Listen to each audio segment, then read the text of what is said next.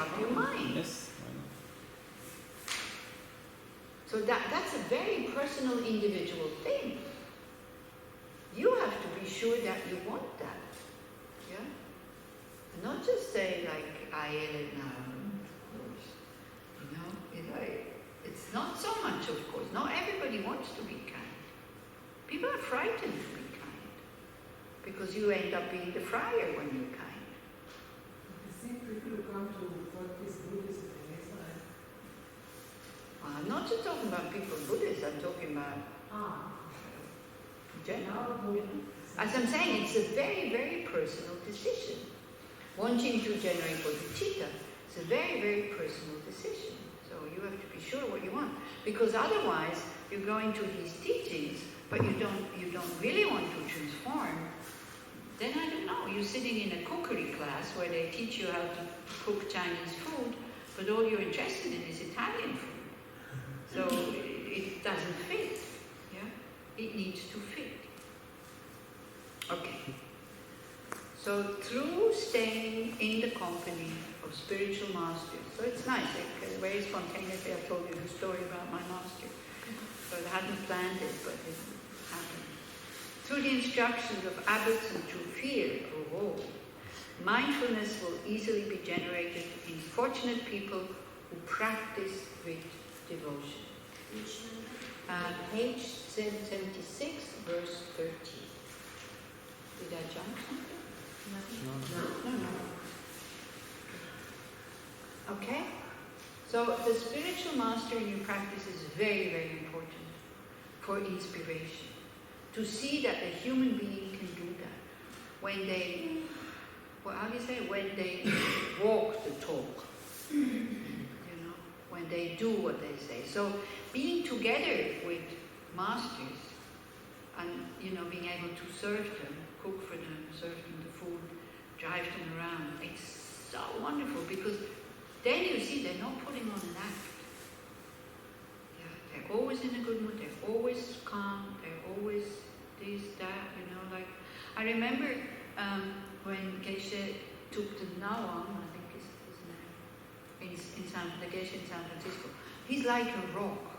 And he's got these really Asian eyes that you can hardly see his eyes. The eyelids are coming so much down, and his head is full of wrinkles. So when he smiles, his eyes disappear, because the eyelids come down. And so people, they didn't know how to treat lamas, and they were so nervous and they're so tense. So the first words in English that he learned was, doesn't matter. Doesn't matter. When they got, they found out, again we did something wrong, that's not the way to treat a Geshe or a Lama.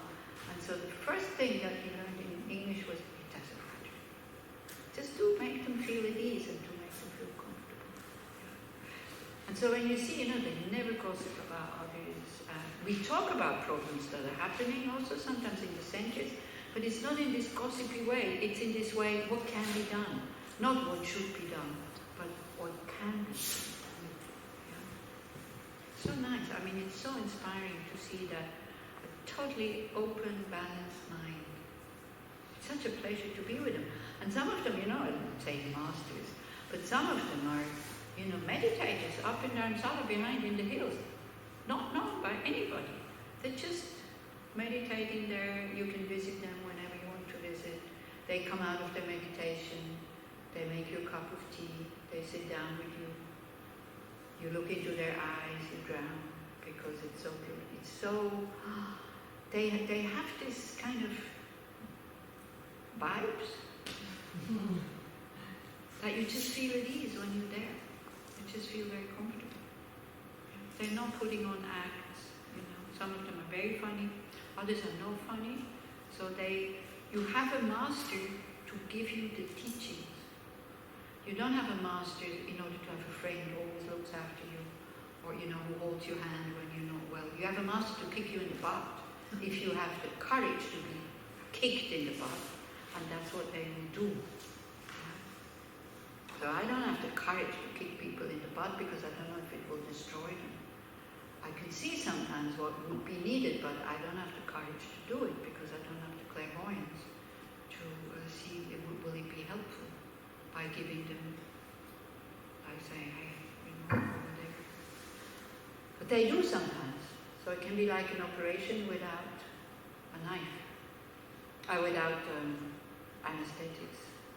It can be very painful sometimes when they draw out your kind of hypocrisy in front of everybody.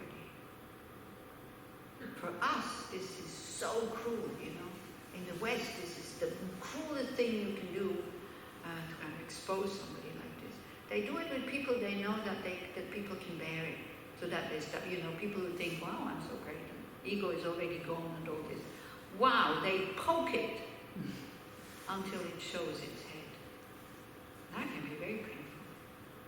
But it helps, and then it bursts the boils. But the others also are very kind. My teacher was very kind because he knew that if he pushes me, I run away. I think, because I am a rebel. If you tell me, not so much anymore, but I used to be. So if you tell me do that, I would do the opposite, just for the sake of doing the opposite. Even I know it's not good. So he always said, he would never tell me now you do this. He would always say, what would you like to do? So I had to think myself what I wanted to do. Then he would check over, he would just give some hints saying, well, sometimes he would say, yeah, you decide, it's fine. Same. So like that. So through staying in the company of spiritual masters, so there should be a yearning to have such a person in your life. Through the instructions of abbots and through fear, mindfulness will easily be generated in fortunate people who practice with devotion. Because if you practice with devotion, well, then everything becomes much easier. So he's not kind of giving you like what is called this idiot compassion, kind of buying into your neuroses and pampering your ego and all this. They're not doing that. If they feel that it's needed for the moment, they will do it, but not for that very long. And then here also, Tibetan Children says, he's not putting us up onto our feet again when we are down, just so that we can stir up more trouble. If they see that we're a troublemaker, they lead us into depression because then we make less trouble. Again, for us, it sounds cruel, doesn't it? Yeah. So this friend or this master, he shows us how to pick ourselves up with these methods. They teach us the method. So a master doesn't need to be good looking, doesn't need to be funny, doesn't need to, kind of be very attractive, whatever. He needs to know, he or she needs to know the path, and they need to see much further than an ordinary being to know what you're capable of, so that they can push you. Otherwise, we're not getting out of our comfort zone. Okay. I am ever dwelling in the presence of all the Buddha. Here's still what I want to say. Through fear. Do you think there could be helpful fear? Yes. Huh? Yes. Yeah, exactly. We don't want to disappoint that master. This is why we're doing what they're asking us to do, and then it's for our own sake. Yeah. For ourselves alone, we wouldn't do it. We wouldn't have enough strength. It's the same. When you're totally, sweaty and you're coming home and you're exhausted, maybe you just go to sleep. Maybe not in this country. But you just go to sleep. You're not taking a shower. But if you stink, you really smell. But if you know that a friend of yours is coming, you make the effort of taking a shower so that you're clean. Yeah? So, strange enough, we're very, very selfish. And strange enough, for other people, when it comes to other people that we have devotion for, or that we respect, we can do so many good things. For our own benefit, we don't. Strange enough. So that's what the fear here means. The fear of disappointing them. So it's a healthy fear. Yeah? There is unhealthy fear and then there's healthy fear. So that's very good. But we're not very good at, most of our actions are motivated by fear. Aggression is motivated by fear, being together with what is harmful. Desire, attachment, how can I get the thing, is motivated by fear, not having what I need in order to be happy. Jealousy is motivated by fear, I don't have enough. Arrogance is motivated by fear, nobody sees my qualities. This is why there is no fear in the mental factors, because every negative emotion has fear in it. Unhealthy fear.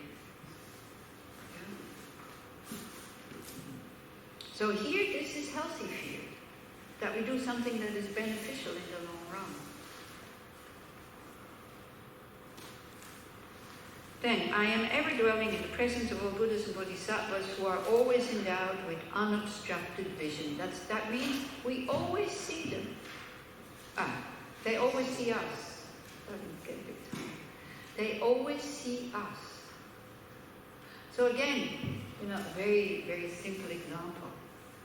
Farting. You're not doing it when other people are present. Somebody is farting. We're not doing it when other people are present, out of respect, because it smells bad and whatever. When we're alone, we do it with a lot of gusto, because you should let out the air. It's not healthy not to fart, but this is a cultural convention that one should not let out the air from the lower part of your body, It's very cultural, because gentlemen told me that in China, in India and China, they let it out. everywhere. They have too much air in the body, it comes out as a burp or it comes out as a fart. And then we laugh and we think it's so funny, and they is like, what are you? Yeah. When we cough, we cough. When we laugh, we laugh. When there is too much air, one should be allowed to let it out. I think there is this video of the Dalai Lama also, when he says, when he's in the plane, because in the West now also he has learned that this is not a polite thing to do. So when he's in the plane, he kind of he goes like this, and then when nobody's sitting next to him, he says, then I go like.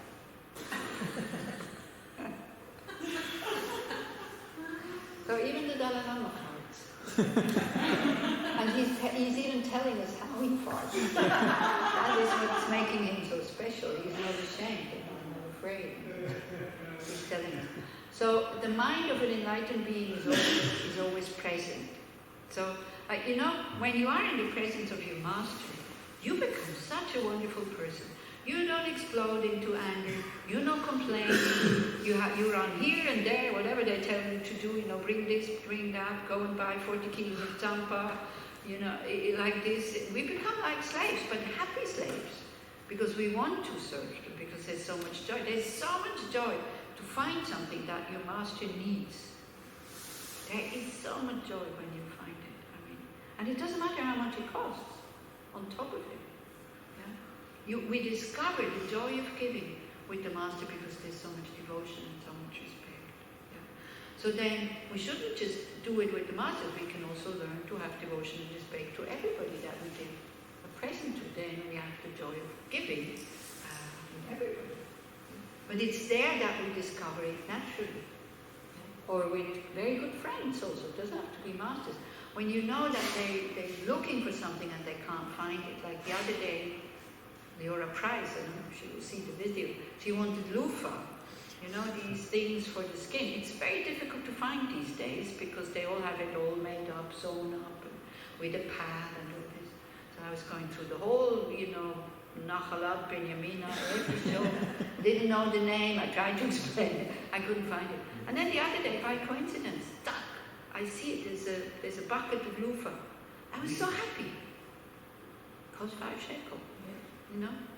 But it's what she wanted, it's what she needed. So when you like somebody very much, when you respect somebody very much, even you give them the most insignificant thing, it becomes significant when they need it. If it's a diamond ring and they don't want it, it's totally insignificant. Because they say, if you give me a diamond ring, I go, what shall I do with it? I would sell it immediately. So no, you can give it to me, I will sell it and then give the money away to somebody who needs it. Somebody, a young students in Italy or whatever who study Buddhism don't have enough money to pay their fees. Yeah? So I wouldn't keep it. What for? You just have to protect it, and then you're afraid it's being stolen. So when we are aware of that actually the Buddhas are always there. It works in two ways. We are never alone. We're never alone. They're always there. So that is big comfort. It's a big comfort when you can kind of familiarize your mind with that. They're always there. I'm never alone. Yeah? But also then, they're always there, so they see what I'm doing. Yeah? So it works two ways. And both of these two ways is very helpful. By thinking in this way, I shall mindfully develop a sense of shame, respect and fear. Also through doing this, recollection of the Buddha will repeatedly occur. So then we start to feel the presence. You see, the Buddhas are like wireless internet. When the machine is there, it's there. But if your thing is off in your telephone, if it's on airplane mode, you're not receiving anything. But the thing is always there. And why is a Buddha a Buddha? What does one do as a Bodhisattva? Amongst other things. Generating the thought, I want to be of benefit to all beings. Now, a Buddha has finished generating that thought. So the same way as a mother naturally has this thought, without having to think it, I want to be of benefit to my children, or a father. Yeah? Naturally, a Buddha has this attitude, I want to be of benefit to all sentient beings. So they can touch us on subtle levels, I am pretty sure, but we need to put the wireless on. We need to get rid of the airplane mode. And that, how do you switch it on? Through devotion and respect, by practicing these things and seeing that there's something there. Okay? So in general, Buddhism is not a belief or devotion system. It is a system of experience, but the devotion helps. And it's definitely not blind faith. Because the Buddha himself, he said, my teachings, do not just take them on face value, examine them, see if it works for you, if it works fine, if it doesn't work, let it be. Yeah? So don't just take it on face value. Take it, try it out, examine it. So like this. So devotion becomes the water for your little plant to make it grow. So that's why Guru devotion is stressed in this tradition, and it's very helpful to develop this very difficult mind of bodhicitta, because they live it for us. He has no concern for himself. He never asks for anything. He's never on a holiday. He doesn't even sleep. Either he's doing practice or he's talking to people. You know, he's feeding the spirits with water and with that. He's liberating animals. He's constantly, offering smoke, offering this, doing that. Always practicing. Doesn't sleep? Not an hour a day? No. No, if you have him in your center, they will say, you don't need sheets on the bed because he's not going into it, he's just sitting on the bed. Yeah. And he's not tired. He's full of energy. I mean, us, he's over 70, and then he continues to teach, and he continues, and he continues. Hours. Until 2-3 o'clock in the morning. And then he realizes then he goes, oh, sorry. Or he starts by saying good morning. And lately, he's kind of a strange Lama. He is definitely not conventional. And lately he starts screaming at people, he gets half up from his seat and he starts to really, wah, wah, wah. Because he says, you Westerners, none civilizations. What are you doing? Come on, hurry up. You're not living that much longer anymore, like his students who are his students since so many years. Yeah? Like he feels and he talks about bodhicitta all the time. Bodhicitta, bodhicitta, bodhicitta. That we're not putting enough effort in developing it. You know, it seems nice idea to be a bodhisattva. But when it comes down to doing it, we're not doing it. Yeah, he says, you haven't realized it. What are you doing? You have all these beautiful methods, teaching, and you fly around the world, you know, to go to listen to the Dalai Lama and other lamas. So try to find a YouTube video, and then we'll see how he screams. But he's also somebody who he's had a stroke. And, you know, there's a video of him, he's had a stroke, and then he has his lip, his hanging down. So he's absolutely not depressed, and his hand, he couldn't move his hand anymore. It was very difficult, he's walking. He had continued to teach while he had the stroke. Oh. And it's only afterwards they say, why is he walking in such a strange way? And then, of course, they rushed him to the hospital. So then you see him in the video in the hospital, and they're trying to make him swallow a pill. So they put the pill on his lip, and he keeps falling down. And he's bent over with laughter that he cannot swallow that pill. And all the people around him who are very concerned and very sad, you know, they can't help but laugh with him. You know, and you see him, you know, he's dribbling and all this, and he allows that to go public. Would you allow that to go public after you had a stroke? Yeah? And that's why I'm saying he's very special. But he's very special, but he's also quite, I don't know, you need to have a very connection with him to be inspired, because quite a lot of people are put off by the way he talks. I couldn't. I wanted to see. I started to see him in the YouTube. I just couldn't understand the word. Yeah, it's also very difficult to understand. Actually, it's more easy to understand after he had the stroke, because before he would be coughing and coughing and coughing and coughing all the time. Like Zopa means patience. His name, Lama Zopa, patience. Yeah. And he always says, I know what I'm doing. I know that you don't like what I'm doing, but I'm going to do it anyway. For you to practice patience. And it's amazing, I mean, if you have been in his teachings, and the mind, of course, you know, after 4, 5, 6, 7 hours of teaching, it goes here and there. Yeah. But when you are thinking of something, he addresses it in his talk.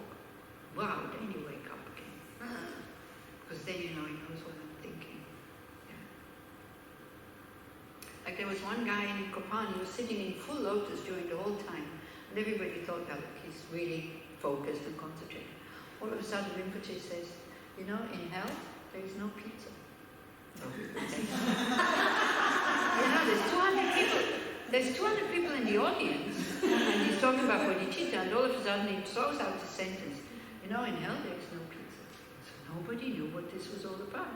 Then when the talk was finished, this guy said, when he was saying that, I was thinking about pizza. That makes your hair go, you know, like this. So, yeah. So he's quite special. What? It's funny. Yeah, it's funny. It's not, if it concerns you, it's not funny anymore. That goes straight in. I tell you, wow, that really wakes you up. When we start to know that, wow, he knows where I'm standing, and then we start to trust, and then we're not so put off anymore by the way he behaves. You know, he doesn't misbehave, by the way. I mean, he's not abusing anybody or whatever. He's just talking very loud. He did say if there will be. He did say that if there will be another Dalai Lama as a female, at least she should be very beautiful and attractive. Yeah, I know. This has been totally distorted. Because that comment has been made maybe 20 years ago in France. And then the press took it and kind of took it out of context. Because 20 years ago, a journalist in France asked the Dalai Lama, why is the Dalai Lama not a female? And he said, well, if the Dalai Lama is a female, in order for people to listen to her, she would have to be beautiful as well. And then he continued, because I saw the interview, he continued saying, and now if I would be a female, look at my belly, people would think that I'm pregnant. And I have a celibacy vow. And he meant it as a joke. And he's right, by the way. If you have a female prime minister, the first thing when people criticize her clothes, her hairstyle, she's too fat, she's this, she's that. He is right, by the way. In order to get respect and people listen to you, if you are a female, you have to be triple good in order to be successful.